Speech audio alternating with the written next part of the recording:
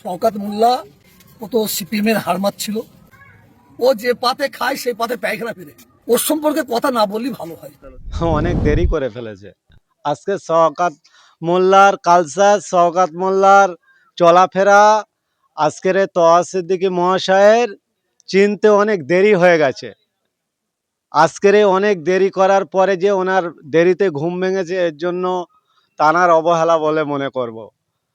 যে মোল্লা সাহেব বিধায়ক হওয়ার পরে বসতি বাড়িকে জেসিবি দিয়ে গাড্ডা করে দেয়, রমজান মাসে মানুষের রোজা খোলার মতন পরিস্থিতি রাখে না, একাধিক মানুষকে কেস দেয়, একাধিক মানুষকে ঘরছাড়া করে, সেই শওকত মোল্লার প্রোগ্রামে আমরা একাধিকবার দেখতাম এই তোয়া সিদ্দিকী মহাশয়রা উপস্থিত হতো।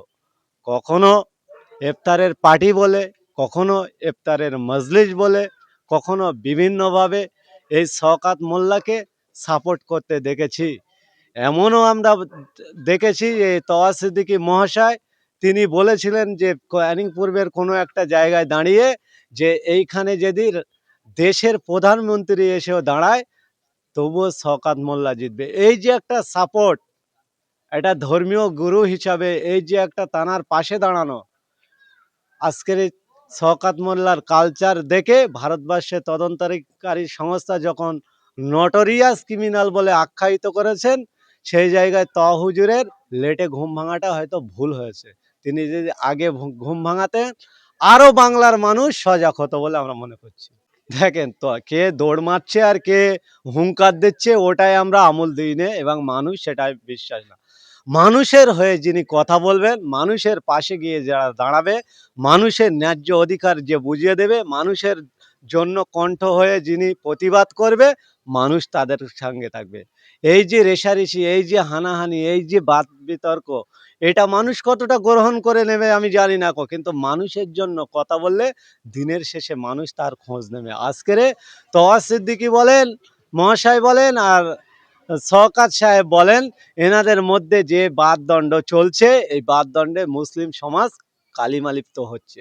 আমরা বলি নওশাদ সিদ্দিকী মহাশয় যেভাবে মানুষের জন্য কথা বলছে, নওশাদ সিদ্দিকীর কালচার, নওশাদ সিদ্দিকীর আদর্শই তিনি যেখানেই যাচ্ছেন হাজার হাজার মানুষ সেখানে কাজকর্ম ছেড়ে দিয়ে যে নওশাদ সিদ্দিকীর আইডিওলজি বা তার এক নজরে মুখ দেখার জন্য যাচ্ছেন। কেন? নওশাদ সিদ্দিকের মধ্যে কি কোনো ম্যাগনেট লাগানো আছে যে সেখান থেকে যাবে আর মানুষকে আকর্ষিত করবে আর মানুষ তানার সঙ্গে চলে যাবে? এমন কোনো ব্যাপার না। তিনি মানুষের জন্য কথা বলেন, বিধানসভার অভ্যন্তরে গিয়ে কথা বলেন, বিধানসভার বাইরে মাঠে ময়দানে মানুষের জন্য কথা বলেন, চাই মানুষ তানার সঙ্গে থাকেন। এতে এই যে এই যে তোয়া সিদ্দিকী মহাশয় এবং শওকত মহাশয়দের বাদদণ্ডে আইএসএফ এর কতটা সুবিধা হবে জানি না গো, কিন্তু মুসলিম সমাজ থেকে শুরু করে সাধারণ সম্প্রীতি এবং আমার রাজ্যের সম্প্রীতি নষ্ট হচ্ছে, এটাকে কিছু রাজনৈতিক কারবারিরা, বিশেষ করে বিজেপিরা, এটা সুবিধা ভোগ করার জন্য তারা কন্ডিশনে লেগে আছে। এই কন্ডিশন বন্ধ করুন, না তো বাংলায় যত এই কন্ডিশনে নিয়ে যাবেন তত বাংলার সম্প্রীতি নষ্ট হয়ে যাবে বলে আমরা মনে করছি। कभी कभी दोस्ती और कभी कभी कोस्ती, ये तो सिनेमा में हम देखते थे, ये रियल लाइफ में चले आए। যেটা আমরা দেখতাম সিনেমায়, তখন এখন আমরা বাস্তব জীবনে দেখছি। এই তোয়া সিদ্দিকী মহাশয়রা সরকার সাহেবদের সঙ্গে কখনো কখনো দোস্তি করছেন, এখন কুস্তি করছেন। এই দোস্তি আর কুস্তির লড়াইটা কি লড়াই, কি যে এর মধ্যে কি রহস্য লুকে আছে, সেটা হয়তো বাংলার মানুষ বুঝতে পারছে না। তাদের কোনো সেটিং, দোস্তি আর কুস্তি কি কি আমরা এখনো ঠিক করতে পারছি না। আমি বিশেষ করে ব্যক্তিগতভাবে জানাচ্ছি, এটা আমরা জানি রাজনীতির আঙিনায় অনেক অভিনয়, অনেক নাটক হয়। সেই নাটকের জায়গা থেকে যদি এনারাও নাটক করে, বাংলার মানুষ এনাদেরকে যোগ্য জবাব দেবে বলে আমরা মনে করি। এই ধরনের মন্তব্য করা কি ঠিক? শুনেছি তো অনেক কিছু। এ বাংলায় যে কালচার নিয়ে এসছে, হয়তো আমার দলের নেতাদের কাছে শোনেনি কো, বিভিন্ন রাজনৈতিক দল থেকে আমরা শুনি। কখনো কখনো আমরা শুনেছি যে তৃণমূলকে ভোট না দিলে আমাদের কোনো উন্নয়ন আপনার দেওয়া হবে না। আমরা বিজেপির মুখ থেকে শুনেছি 2 কোটি মুসলমানকে ওদের লাথি মেরে এখান থেকে তাড়িয়ে দেওয়া হবে।